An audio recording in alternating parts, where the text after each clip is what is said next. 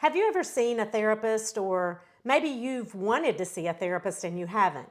Well, in today's episode, you're going to visit with Shelley Fourney, and she is a licensed therapist who specializes in solution focused brief therapy.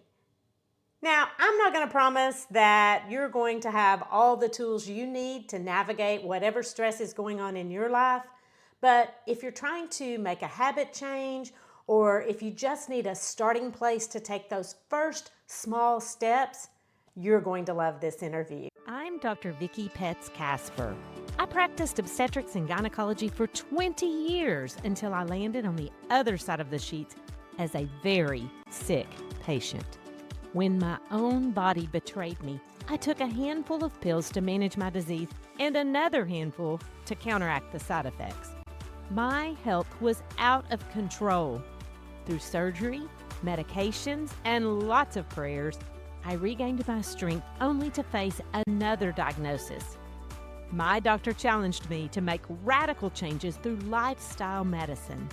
Now I feel great, and I want to help you make changes that make a difference. Healthy Looks Great on You podcast takes you to many medical schools so you can learn the power of lifestyle medicine. If you're ready to take control of your health, you're in the right place. Whether you're focused on prevention or you're trying to manage a condition, I'll give you practical steps to start your own journey toward better health, because healthy looks great on you.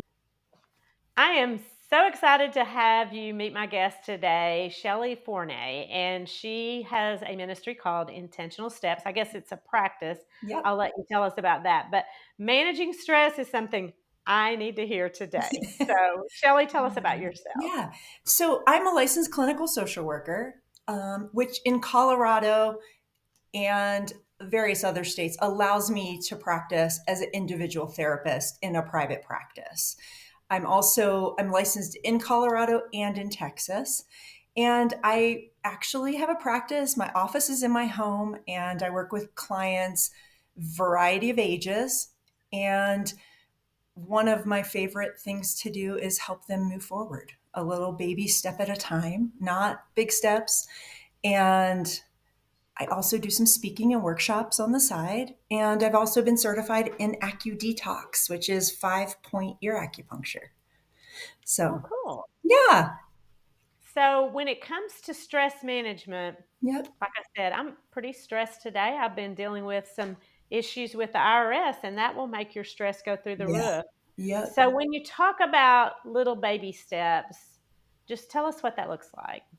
So I think so often when we're trying to manage anything, we sort of dive in and hope to plan for the next 6 months. And so, like your IRS, example, I would say for today, I would wonder what is it that needs to happen so that when you get through your day today, you're like, oh, I managed fairly well. And I like to ask people those questions so that they can begin to think what that would look like for them. I'm not an expert on your life, but you are, right? My job is to ask you good questions to help you facilitate what it is you want. And so for today, it might just be that you want to get through the day. And so I would wonder, what does it look like for you to get through the day? That's what I would ask. That's awesome. And I've heard you say before that you are solution based. And I love that. I Mhm. want you to talk Yeah. about solution based. But I'll tell you what I need to get through the day. I have an Yes. appointment to go to Okay. the office tomorrow to prove my identity because they can't figure out who I am. But I'll tell you another thing that really relieved my stress. My husband and I are taking dance lessons, and Oh, we're learning to do the West Coast swing. And after I texted him several of the mad emojis because I had been on the phone with the IRS, he texted me a video of our dance instructor showing us the steps. And I was like, that's what I need to do to manage my stress right now is just go practice dance. oh. And was it helpful? Absolutely. Yeah. Okay. Yeah, because it's crazy the things like what works for me isn't going to work for you, right? And so knowing yourself and really saying, okay, what do I need in this moment to kind of regroup, to turn it around just a little bit? is often really effective. That's really cool because, like, so many times we get a prescriptive piece of Mhm. advice, like, "You should go dance because that will relieve your stress," and somebody else might be going, "That won't relieve my stress." Well, it kind of puts me in a position of being the expert on you. Okay.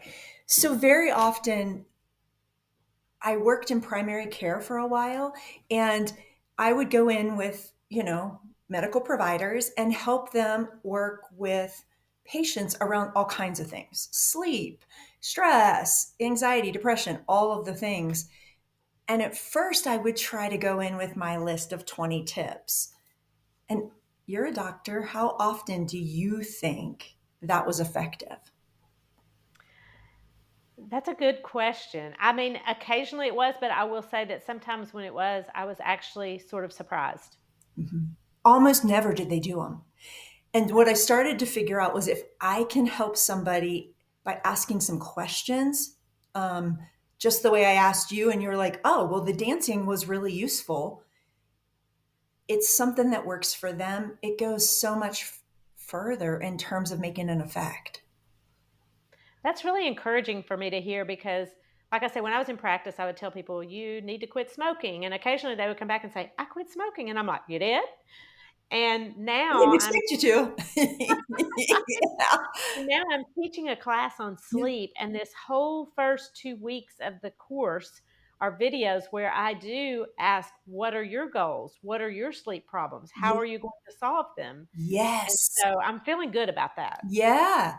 I'll ask somebody when I was working with somebody that wanted to quit smoking, let's say, or their doctor really strongly encouraged it. I was like, well, why do you want to quit smoking? And they'd be like, I didn't know that mattered. And I'm like, it actually really does.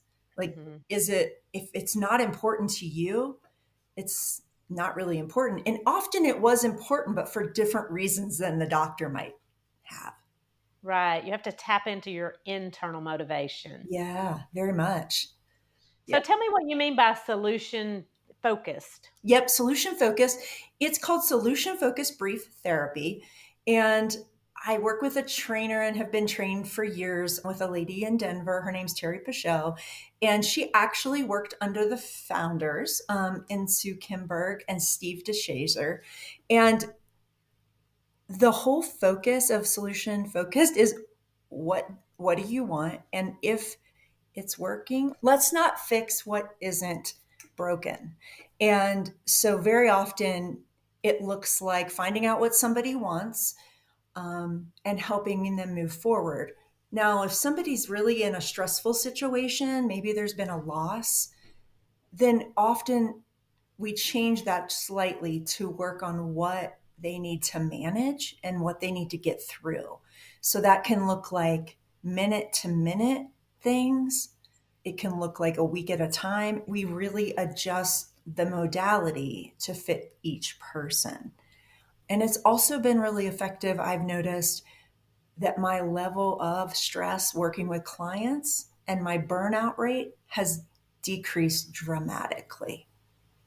That's really awesome. Yeah. And so when you talk about baby steps, can you give us an example of something that's Yeah. just a tiny little step in the right direction? Yeah. So, like, people want to change things all the time, right? And at the beginning of the year, one of the things that I kind of promoted on social media is maybe instead of setting all these New Year's resolutions, we could have a peek into our own lives about what is already working. Meaning, we all have routines. We all have things we do every day, right? So today for you, your husband sent you that video. It sort of clued you in to like, oh, I'm going to go practice for a few minutes, right? So that's a tiny step that you did to just sort of, instead of where you feel like your day is just disintegrating, you were able to kind of stop and turn it around and head back in the direction you want to go. Is it a quick fix? Probably not, but it did impact your day. And so that's what I mean by tiny steps. If somebody's deep in grief, for them, it might just be, hey, what do you need to get through like the next hour? And very often, people in deep grief, when they've just lost somebody, they're focusing on things like, I need to drink, I need to eat. And so we'll focus really, really basic. And I think my role in those situations is validating what they've decided is the tiny step. I love that. That is so powerful. Yeah, it's amazing to see somebody kind of use this technique and to change lots of things about their life. It's all things they've come up with, if that makes any sense. My job is to ask really good questions, right? And be listening to what it is they're telling me and help them find the things in their life that will work for them. That's so fascinating. And a lot of times I hear from people when it comes to stress that one of the things they struggle with is just recurrent spinning thoughts. Yeah. Just digging that rut in their brain is what I call it. Yes. Do you have any suggestions for how people can stop that process? Um, it's funny that you asked me that because I struggle with that. If I'm really stressed, that is for sure the one of the first things that happens for me. And I've been doing a lot of reading about this. And one of the things that I have heard repeatedly is I would call that a form of feeling anxious, right? And so when that anxiety happens or starts, we can't be grateful and anxious at the same time, which I'd never really thought about it like that. I mean, I definitely practice gratefulness, but when I began to focus on, okay, what am I grateful for in the moment? And also, even if it was a mistake I made, if I could begin to show myself some compassion or grace. So instead of, well, you really screwed that one up, or way to go, or I can't believe you said that. And then we ruminate over that over and over, instead saying, listen, this is how we learn. You're learning how to do this differently. Something else that I'm actually posting on my social media this week, so it's really funny that you asked this, is have you heard of hand to heart technique? No. So you put your hand on your heart. I have to be honest, a therapist shared this with me years ago, and I thought like that's ridiculous. So as I looked into it, I've noticed that when I put my hand on my shoulder in the moment, when those thoughts are going, it automatically calms me. And so I looked it up, and it isn't, there's nothing woo woo about it. It's actually biology. So the act of touching ourselves, in a calming way, actually tells our nervous system, hey, we're safe. And so I was just like, oh, this is fascinating. Like, I love this because at first I was like, that just feels weird. But also, it clues me into like, how are you talking to yourself right now? What is it that you really are going to accomplish by beating yourself up? That only increases the rumination.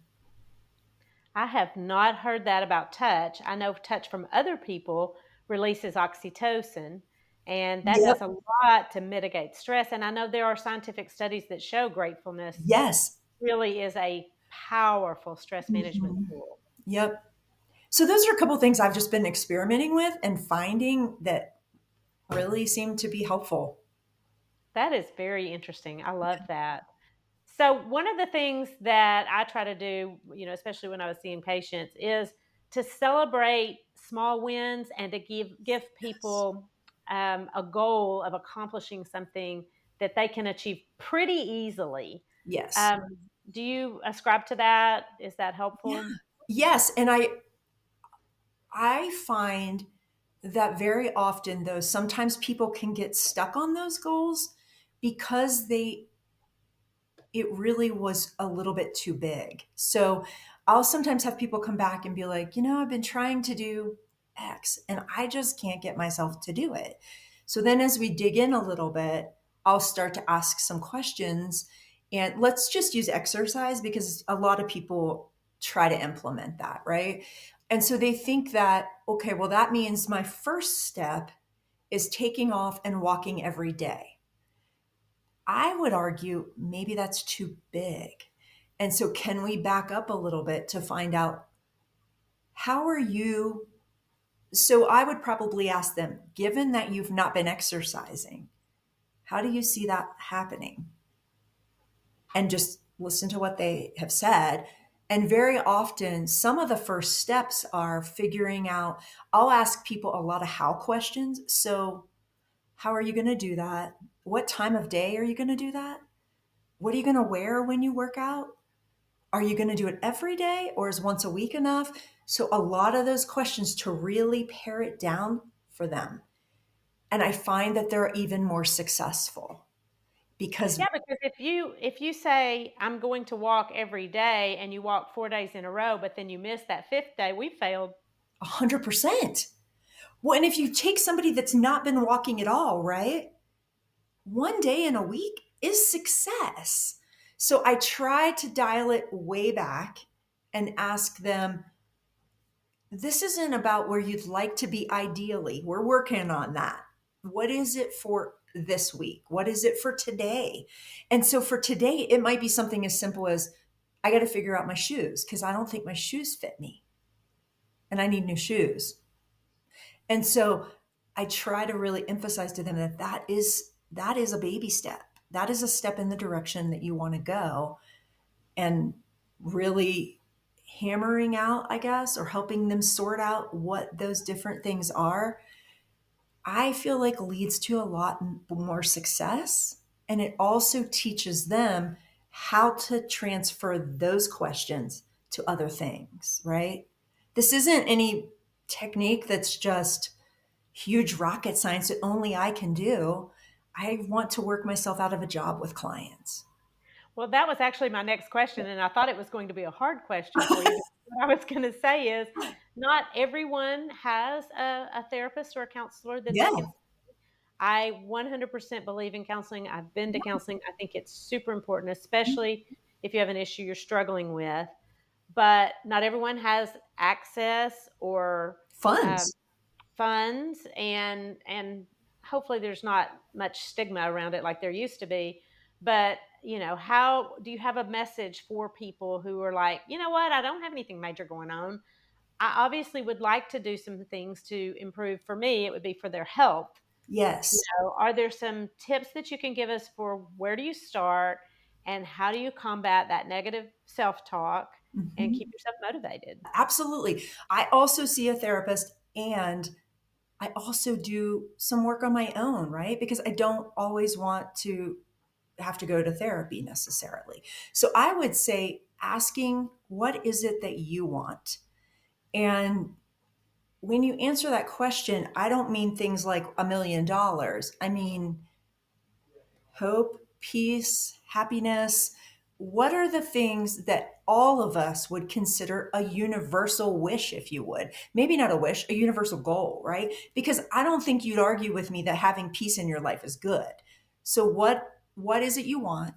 And then I ask people to come up with a visual word picture. So when I'm sitting with somebody, I get so detailed that I can visually see it in my head, if that makes sense. I need to be able to see what they're talking about. So when they say happy, that doesn't really mean anything to me. I would wonder, what does happy look like in your life? What are you thinking about? What are you feeling? What are you doing? And then I would ask, how are we going to do that? And I would dig in a little deeper. And I find it just makes people feel as if they can do this. And that's my goal. My goal is not to, I tell people, this isn't a life sentence. I don't want you to have to come here indefinitely. Um, Yeah. so, yeah. I love that, painting a picture of the vision of Mhm. where you are or where you want to be. Yeah. I do that in a couple of different ways in my course, and one of those is to create a mission statement. Yeah. And I also have a graph of a journey that says you are here. Figure out what it is that you want. That's your goal, and then I'm going to help you fill in the steps 100%. to get there. But if you don't know what it is, people always say, well, I want to sleep better. Well, why do you want to sleep better? I mean, for me, I want to sleep better because my health is important to me. I'm Yep. 60, I have health issues, and I know how intimately related sleep and health are. And Yes. so I want to sleep better so that I can enjoy health and spend time with my family and husband and friends and children and grandchildren and enjoy life. Very much. And I mean, sleep for me, I get to operate out of a lot better me when I'm sleeping. I mean, a couple nights of not sleeping, my anxiety might be higher. I feel more stressed out. I'm maybe a little more irritable, all the things. Many things with physical health are Mhm. related to mental health, and Yes, they sort of spin in a vicious cycle. Like this causes this to be worse, which causes this to be totally. worse, bidirectional for sure. Yep. And when you said spinning thoughts was anxiety, ironically, I really never thought of it that way. Mhm. For me, it's probably sort of grasping for a sense of control. Mhm. Like, I'm going to think about this over and over and over till I have it figured out. And I never really realized, and you're right, that is anxiety. It's feeling lack of Yes. control over a Yeah. situation. And so Yeah. I'm grasping for Very control much. and I'm And just, it often comes from a really good place, right? mhm, Like it's not necessarily bad that you want that, right? I think it's a reminding myself like, hey, it's okay that you have that thought. And probably you're not going to sleep great if we continue on. yeah. And I also say the place of perfect peace, place of perfect surrender. And so I have a prayer that I do that's whatever, Lord, whatever. Yes. Yes. And that Yep. usually calms my anxieties. It's like, Yep. I'm not in control. You are. You can have it. And for me, sometimes it's not enough for me to even say it. So I will journal it. I will Mhm. write it. And the act of writing, even if I have to get back out of bed, which is hard for me to do, but I will feel almost the tiredness set in as I write. I'm like, Yeah. okay, now I can go sleep. You know what I've said for 30 years? Why? A journal is a cheap psychiatrist. Oh, my opinion? I mean, honestly, if I could, I can't prescribe, but if I could, I would prescribe exercise, healthy eating, and journaling to I everybody. love it. Yeah. Yeah. We are definitely on the same page. Hmm. Well, this has just been Yeah, thank fantastic. you for having me. Yes, I love it. And I love the name Intentional Steps. I think Mhm. that was well chosen after hearing your mission. I Yeah. think that's awesome. Thank you. Thank you so much. Oh, you're welcome. The information contained in this podcast is for educational purposes only and is not considered to be a substitute for medical advice. You should continue to follow up with your physician or healthcare provider and take medication as prescribed. Though the information in this podcast is evidence based, new research may develop and recommendations may change.